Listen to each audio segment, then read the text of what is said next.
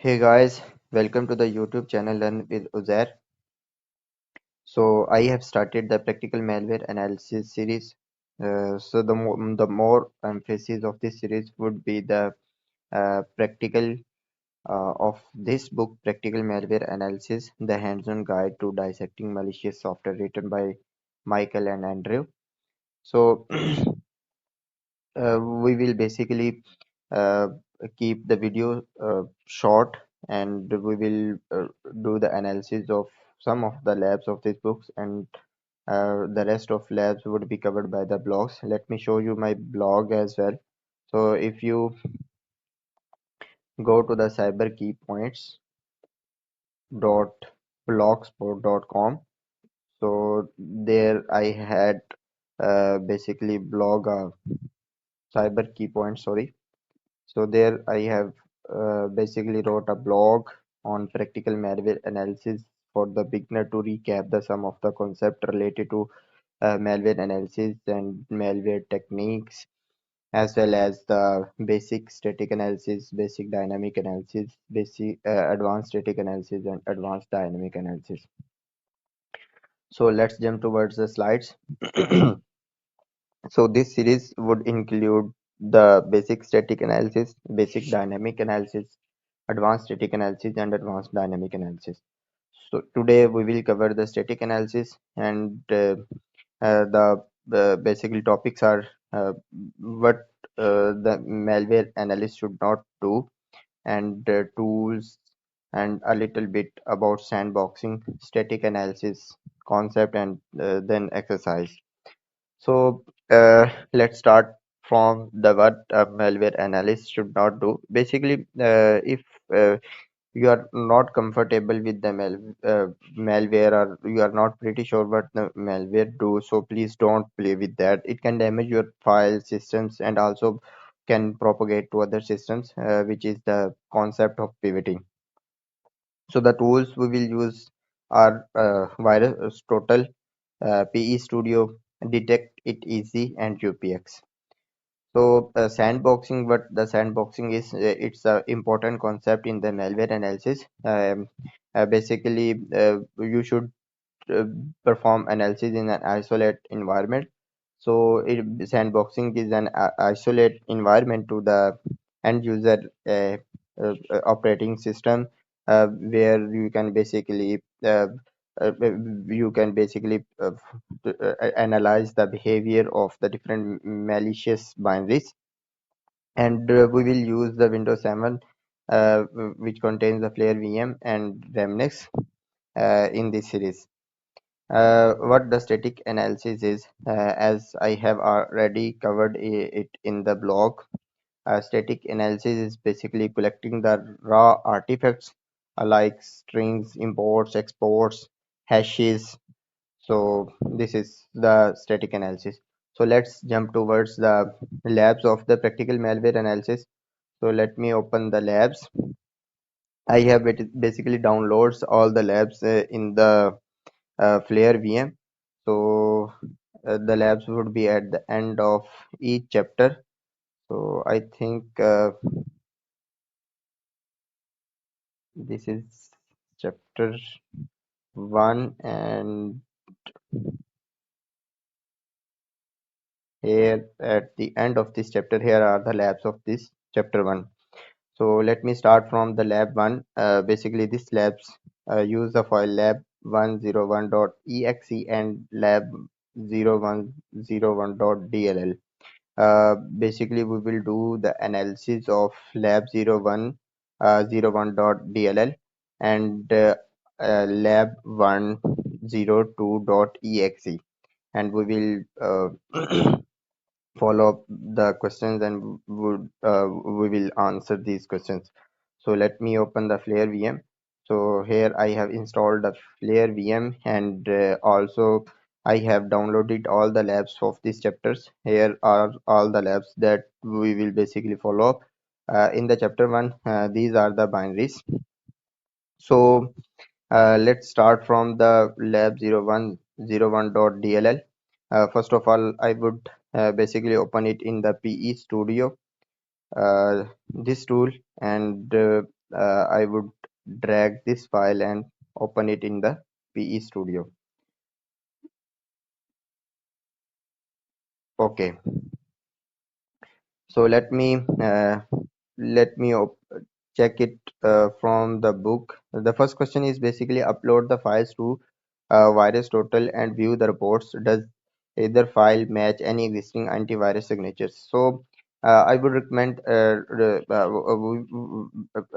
don't need to upload the file on the virus total. You can do that, but I would recommend to collect find out the hash of this file and then and then collect the answers from the virus total by using the hash. So I opened the file in the PE Studio, and here is the hash of this file.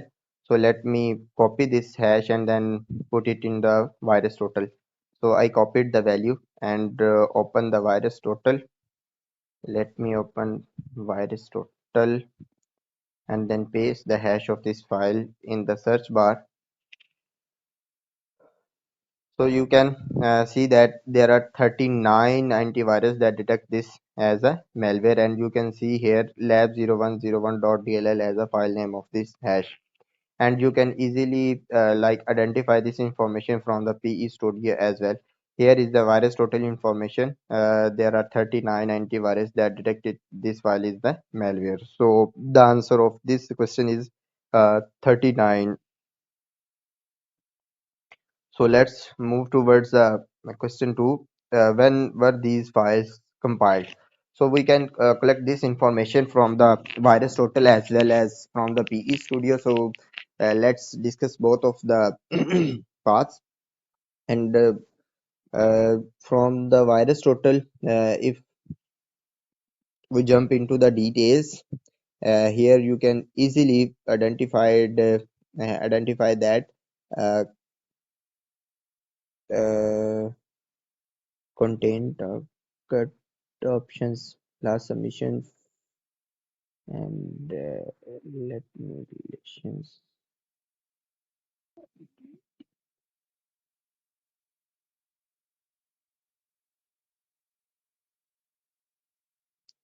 Basically, creation time is the compile time of this file. So this is the compilation timestamp. Basically, 19 December 2010, and the time is in UTC. So let's uh, match it from the PE Studio. Uh, Here in the file header, you can easily match that this is the 19 December 2010, and the time is as well. So the next question, the answer of this question is basically the 19 December 2010, and you can copy this answer and paste it in the question answer, and where you are basically keeping the notes. The next question is, are there any indication that either of these file is packed or obfuscated? The first indication, you can figure out this, and you can find the answer of this from the PE Studio, from the entropy. If the entropy is less than 5, so you can easily say that the file is not obfuscated or packed. If the entropy is greater than 5, the file would be packed or obfuscated. So the next indication is, you can easily find out is from the strings. If you can find out there might be we can analyze the pack binary as well. So there you can easily detect the malloc and realloc functions. So from those you can identify that this binary would be the packed or not, obfuscated or not. So right now the entropy is uh, 0.129. So there is no indication that this mine is packed. So the answer is no, the mine is not packed, right? The question 4 is, do any imports hint at what this malware does? If so, which imports are they? So from the imports, let me see from the imports. There is a create mutex, and you can easily basically mutex, you can say that this is the handler. So this malware is trying to basically get the handler, and then you can easily identify that, create a process, and then create a process, and might be possible you can easily detect that the socket, and it might create a connection to some external source as well. So these are the imports and exports. So you can easily identify it from the imports export functions. Are there any other files or host based indicator that you could look for on infected scheme? So yes, we have identified that create mutex and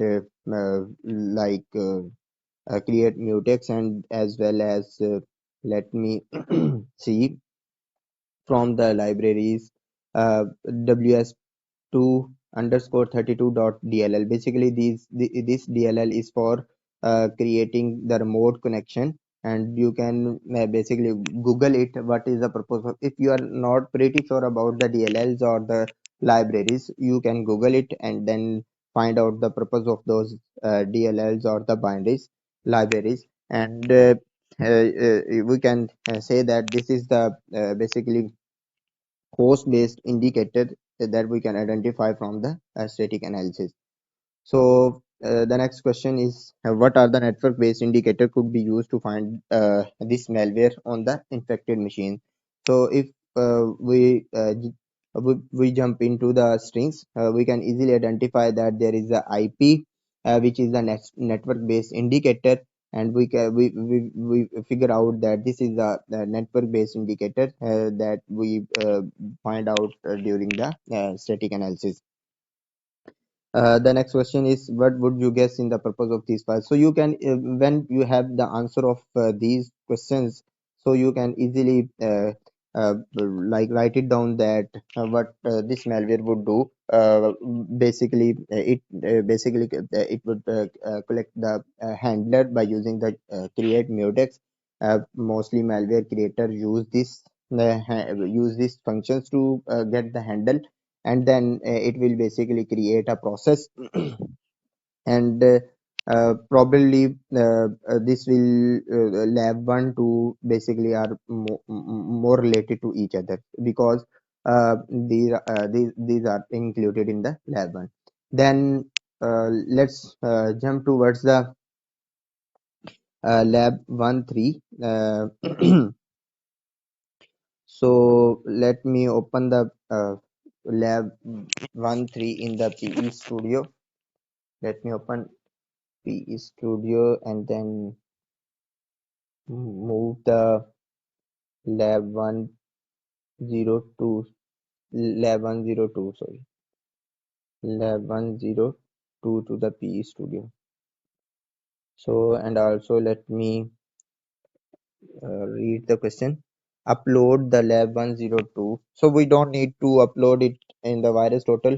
We can collect the information from the PE studio as well. So I have opened the lab 102 in the PE studio, and we can identify that the answer of virus total is 52 basically antivirus that detect this as a malware.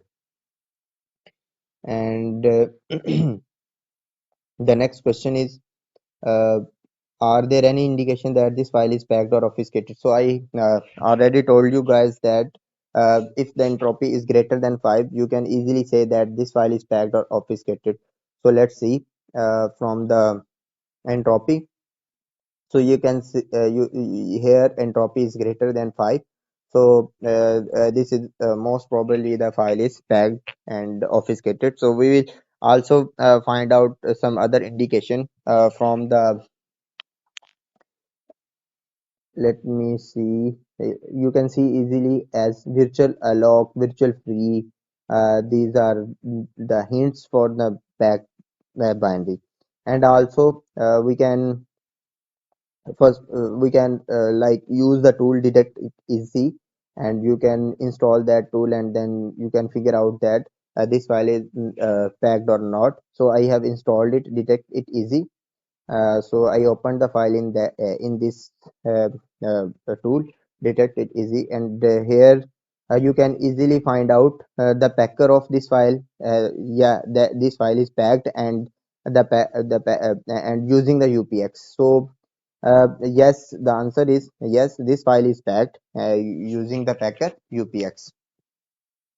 The next question is, if so, what are these indicators? So I have already we basically analyzed the file, and we found the indicators of the packed binary. If the file is packed, unpack it if possible. So yeah, let's try to unpack this file.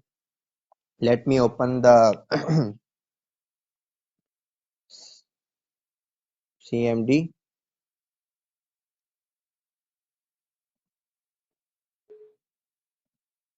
Okay, UPX. Let me power open a PowerShell. Sorry,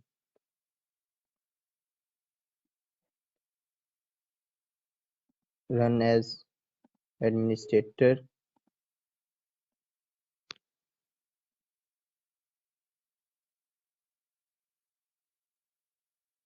Let me see if we can open it. Uh,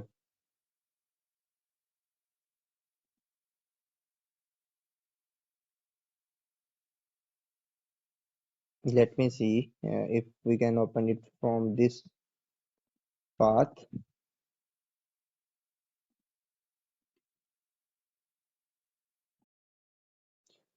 So I have opened command windows here as an admin, and then I will use the utx.exe, and then file name lab 102, and then decompile it and rename it as unpack.exe.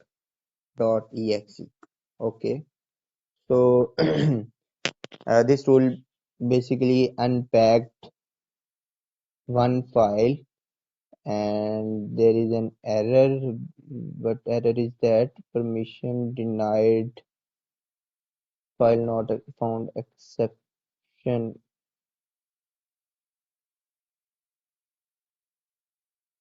Okay, let me. Okay, I have wrote the wrong flag. upx.dexe minus d, and then lab 2, and then unpack minus output, and unpack.exe. Sorry, unpack.exe. Yeah, it's unpacked one file. So let me see. Yes, here is the executable that is unpacked, and we can open it in detect it easy again, and you can see here it's the unpacked binary, right? So we basically unpacked it as well. So let me see. The other answer is do any import hints at this program functionality? So which imports are they, and what do they tell you? Let's see in the PE Studio. Uh, which is basically a creator service, and internet open. Basically it would launch a service, and then probably uh, communicate to the external links as well, to the external resources as well. The other question is what host or network based indicator could be used to identify this malware on infected machines? So let's see from the strings if we can find out the any host based or network based indicator. So from the string UPX0 process, it would create a process and allocate a memory to that process, get process address, and then find out the address of that process, and then launch a process. Yeah, here basically these are the strings in chunks. HTTP dot w where en. If we basically find out from here, in the last there is a dot com as well. So this is the network based indicator, HTTP colon, and we can use the Yara rule, and we can basically learn the Yara rule in the later videos. We can basically find out this network based indicator, and then we can use the Yara rule to identify the files which contain this network based indicator. So guys, this is the static analysis we performed using Virus Total, UPX tools, and PE Studio. Mostly the PE Studio are used in the static malware analysis. And here you can see here the entropy is 5.250. So it was the packed binary, and in the lab one the entropy is less than the 5, so it was the unpacked memory. So guys, please subscribe my channel as well for the later videos, so you would basically get notified when every new video would be uploaded. And also follow up my blogs. So I would basically I would write a blog soon, and on all of the labs of this chapter. So till then, take care, bye bye.